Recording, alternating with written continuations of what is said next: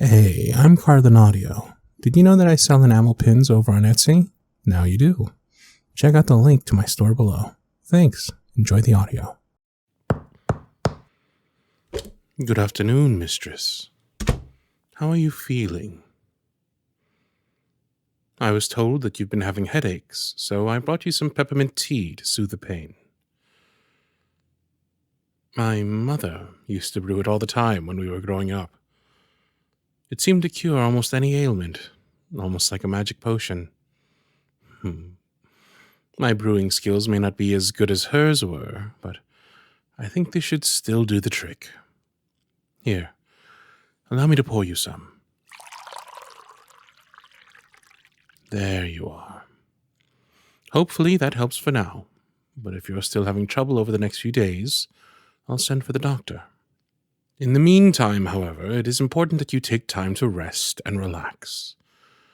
I understand you've been under a lot of pressure in recent times, but you mustn't stress yourself as you have been. There's no solution to be found in worry, only further problems.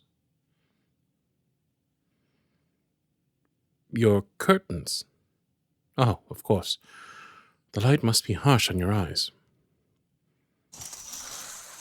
There. That should be better. I overheard a pair of your ladies speaking in the courtyard.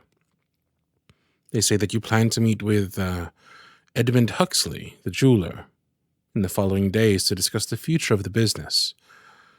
I take it they are mistaken? No. So you did set up such an appointment? And what on earth possessed you to do that? Yes, you heard me correctly, and I see no reason to repeat myself. Pardon me speaking so directly, but you know the kind of man that Huxley is, just as well as I do. He is not a person one places any kind of trust in when it comes to something as important as this business.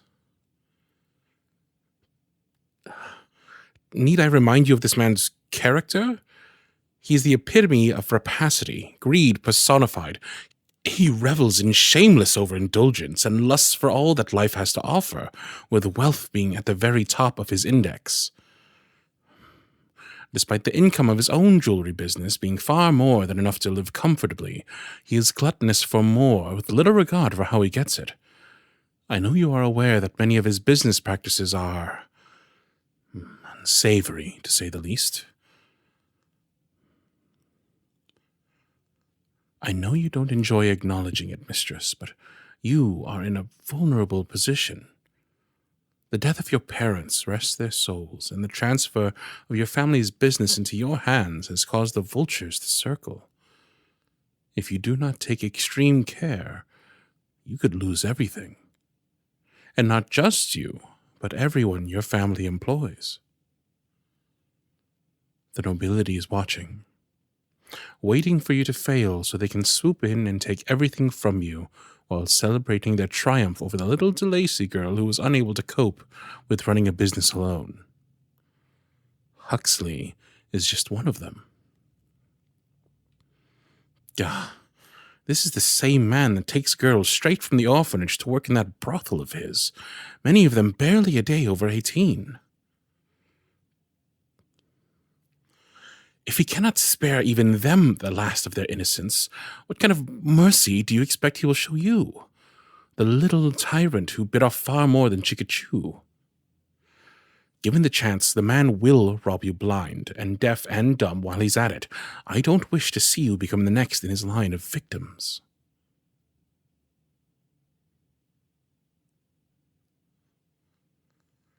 I know that this situation is not ideal, my lady.